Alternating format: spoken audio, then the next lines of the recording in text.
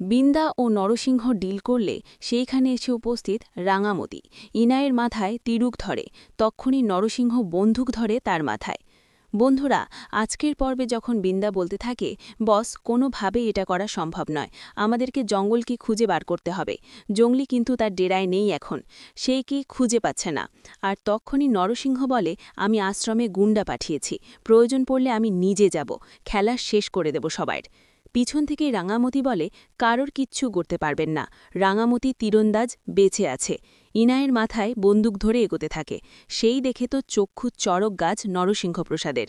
বিন্দা বলে, কে এটা? আমি চিনতে পারছি, কিন্তু এই গলার স্বরটার রাঙামতির তীরন্দাজ, আর কেউ না। তক্ষুনি বিন্দা বলে, সমস্ত কিছু স্বীকার কর। বন্দুক ত্যাগ করলেই রাঙামতি বলে, মেরে দেব তোমার মেয়েকে, জিজ্ঞাসা করো আমার হাজবেন্ড নুরান বাবু কোথায় আছে। তক্ষুনি নরসিংহ মেয়ের কথা ভেবেই সঙ্গে সঙ্গে ফোন লাগিয়ে তার লোকেশন জেনে রাঙামতি তীরন্দাজকে বলে দেয় যে তাকে বেঁধে রাখা হয়েছে।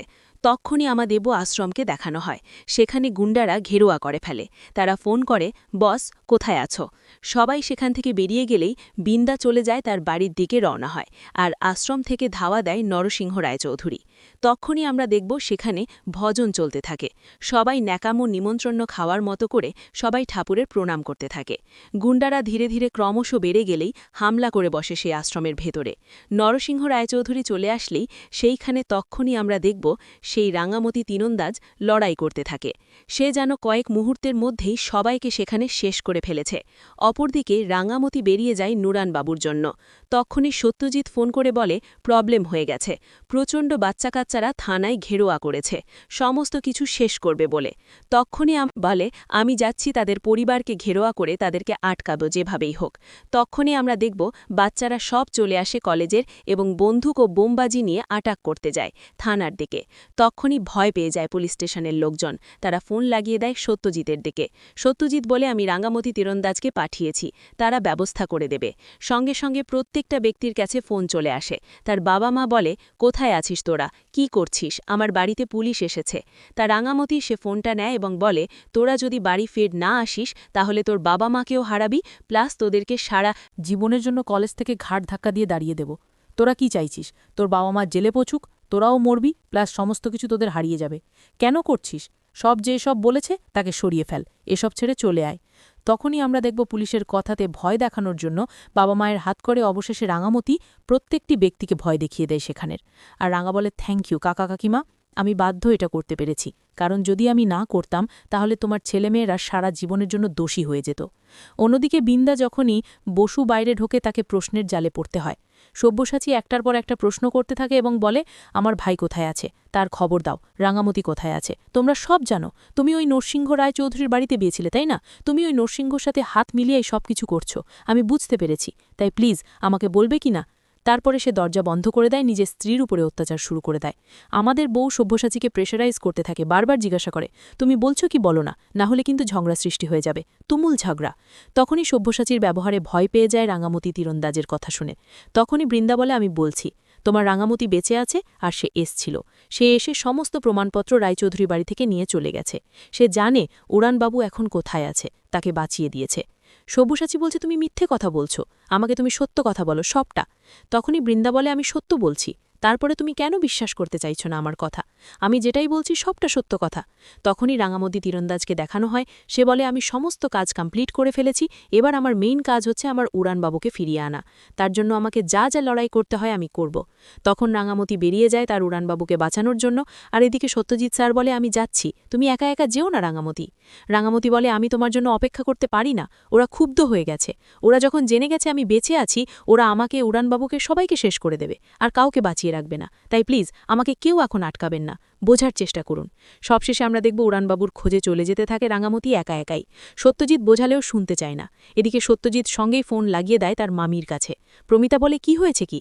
সত্যজিৎ বলে, রাঙামতি একাই চলে যাচ্ছে সেই ডেরায় যেখানে গুন্ডারা আছে, ও যদি একা যায় ভয়ঙ্কর প্রবলেম হয়ে যাবে, গুন্ডারা ওর উপরে হামলা করবে, এমনকি ও জীবনে নিয়ে নিতে পারে, তাই প্লিজ বোঝান মামি, এমন যেন না করে। তখনই প্রমিতা বলে, ও কারোর কথা শুনেছে, কারোর কথাও পাত্তা দেয় নাকি?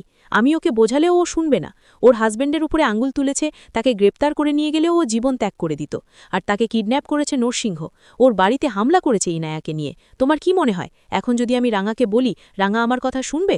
কোনো দিন নয়। রাঙামতির তীরন্দাজেও একাই 100 করে দেখাবে। তখনই সত্যজিৎ বলে, না, ওখানে গুন্ডারা ছেকে মেকে ধরবে ওকে। প্রচুর লোকজন, আমার মনে হয় ওকে ছাড়বে না এত সহজে। কারণ নরসিংহ লাইচৌধুরী বাড়িতে তার মেয়ের মাথায় বন্দুক ত্যাগ করেছি, সেটাও সহ্য করবে? কোনো ভাববেই না, এটা ইম্পসিবল। আর একটা কথা বলে দিচ্ছি, এত সহজে কিন্তু জিততে পারবে না। তাই ওদেরকে বরং এসব থেকে বেরিয়ে আসতে, রাঙাকে আমরা যতক্ষণ না পৌঁছাই। প্রমিতা ফোন করে আমাদের তীরন্দাজকে বলে, তুই কোথায় আছিস? রাং বলে, আমি উড়ানবাবুকে বাঁচাতে যাচ্ছি, আমাকে প্লিজ আটকাবেন না মা তুমি। তখন প্রমিতা বলে, আমরা সবাই যাব, তুই একা কেন যাচ্ছিস? বোঝার চেষ্টা কর, এখন একা গেলে বিপদ চলে আসছে, তোর ওপর হামলা হতে পারে যখন তখন। ওই নরসিংহগঞ্জ কিন্তু রেগে গেছে, ওকে তুই তার মেয়ের মাথায় দিকধনুক ত্যাগ করে গুলি মারতে। তোকে কোনো ক্ষতি করতে পারেনি, তোকে একটা মেয়ের কাছে বারবার হেরে যাচ্ছে, এত বড় সাম্রাজ্যে তুই নষ্ট করে দিচ্ছিস। ওই জঙ্গলটাকে তুই বাঁচান চেষ্টা করেছিস, ও কোনোভাবে ঠিক থাকতে পারে, এটা বোঝার চেষ্টা কর। রাং বলে, যাই হয়ে যাক, আমি উড়ানবাবুকে বাঁচাবো, তারপর সবার কথা আমি শুনব। তখনই রাং তো বেরিয়ে যেতে চাইলে প্রমিতা বলে, আমিও তোর সাথে যাব, তুই লোকেশনটা তো বল। তখন সে বলে, ওল্ড ফ্যাক্টরি 2 নম্বর রোয়ে আর যশোর রোড। সে বলে, ঠিক আছে, আমি আসছি, সত্যজিৎ আসছে, সবাই আসছে। রাঙা, যদি গুন্ডা দেখতে পাস বেশি, একটু অপেক্ষা করে যাবি, তখনই আমরা দেব। রাঙামতি চলে যায় ওরকে বাঁচানোর জন্য একাই তীরধনুক নিয়ে সে ফ্যাক্টরিতে।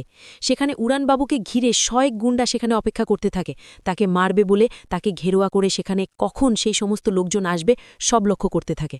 রাঙামতির খবর তারা আগে থেকে নরসিংহবাবুর কাছ থেকে পেয়ে যায়, তাই তারা সময় গুনতে থাকে রাঙা কখন আসবে। রাঙা একটি করে সমস্ত গুন্ডাদেরকে তীরধনুক মেয়েই সেখানে শুইয়ে দিতে থাকে আর অপেক্ষা করতে থাকে কখন সে সমস্ত লোকজনকে শেষ করবে। কিন্তু নরসিংহ অ্যালার্ট করে দিয়েছে, সমস্ত লোকজনকে সে হাই সিকিউরিটি লাগিয়ে দিয়েছে উড়ানের পিছনে, যাতে কোনোভাবে উড়ানকে নিয়ে পালাতে না পারে। না, তাই জন্য সেখানে দেখব আমরা যতই রাঙা ভিতরে গভীরে যতই যায় ফ্যাক্টরির, ততই সংখ্যা বাড়তে থাকে গুন্ডাদেরকে। সে সামলাতে পারে না, একটা গুন্ডা তার পায়ে শ্যুট করে দেয় রাঙা। আঘাতে সে সেখানে লুটিয়ে পড়ে। পেছন থেকে আমরা দেখব সত্যজিৎ এসে যায়। সেই মুহূর্তে সেখানে রামতিকে সামনে নেয় প্রমিতা গিয়েই রামতির সাথে, এবং আমরা দেখব তারা রেড ঘরে সেই ফ্যাক্টরিতে গুন্ডাদের সাথে লড়াই করতে থাকে।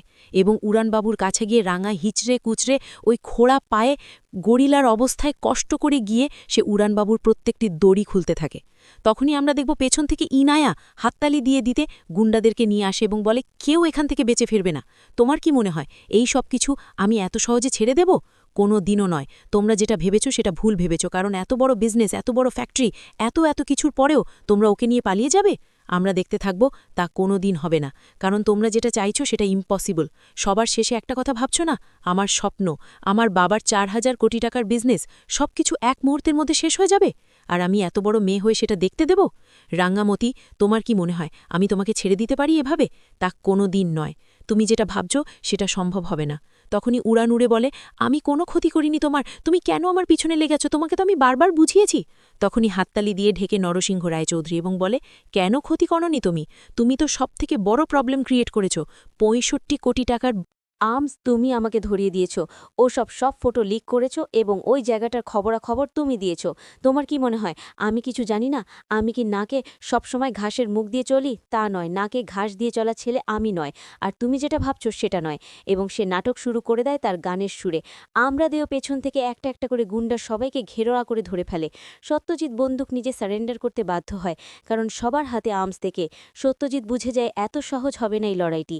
তখন নরঙ্গামতি তার পেছন থেকে তীর তো নিয়েই সঙ্গে সঙ্গে নরসিংহর হাত থেকে বন্দুকটা ফেলে দেয়, আর কেইনায়ে তার মাথায় সেই বন্দুকটা ধরে বলে, শেষ করে ফেলব। নিজের বাবার মাথায় বন্দুক দেখে ইনায়া চমকে যায়। সে বলে, কেউ কিচ্ছু করবে না, সবাই হোল্ড হও, হোল্ড হও। না, আমি বাবার কোনো ক্ষতি হতে দিতে পারিনি, আমি এরও কিচ্ছু করবে না। তখন সত্যজিৎ হাসতে থাকে আর বলে, এবার ইনায়া, তুমি কি প্ল্যান করেছো সেটা দেখাও। আমি দেখতে চাই ঠিক তুমি কতটা চালাকি করতে পারো। এবার তোমার বুদ্ধির দৌড় আমাদের সবাইকে দেখাও, সবাই দেখতে অপেক্ষা করছি। তুমি খুব বলছিলে না আমার কিছু করতে পারবো না, সবাই মিলে দেখো এবার রাহমতি তীরন্দাজ কি করতে পারে। উড়ান বলে, তোমার পায়ে গোত্রেচ্ছ তো, ওঠো, তুমি ওঠো, ব্যান্ডেজ করবে চল। বলে, এখন আগে এদেরকে শেষ করব, সবাইকে জেলে পচাবো, তারপর আমি ছাড়ব। তখনই রাহমতি তীরন্দাজ যেই বন্দুক নিয়ে এগোতে থাকে, রায়চৌধুরী বাবু ধাক্কা দিয়ে রাগে ফেলে দেয় তার পায়ে লাথি মেরে। গুলির ওই ব্যথাতে রাহমতি সেখানে ছিটকে গিয়ে পড়লেই সঙ্গে সঙ্গে রায়চৌধুরী বাবু ইনায়া সেখান থেকে পালিয়ে যায়। গুন্ডাদেরকে ধাওয়া করে মেরে ফেললেও রায়চৌধুরী বাবু ইনায়েত ধরতে পারে না। কোনো পুক্ত এভিডেন্স না থাকার কারণে তারা তাকে এভিডেন্সের অভাবে অ্যারেস্টও করতে পারে না। এদিকে আমরাদেও রাহামতি বলতে থাকে প্রমিতাকে বাড়ি নিয়ে এসে তার ওই অবস্থা দেখে বৃন্দা তপর ততপম। বৃন্দা বলে রাঙ্গামতি তুই বেঁচে আছিস? সঙ্গে সঙ্গে পাঞ্চালি বলে কি হলো রা, কি রাহামতি, তোর পারে বন্দুকের গুলি লাগলো কি? কেউ কি আমাকে বলবি সত্য ঘটনাটা?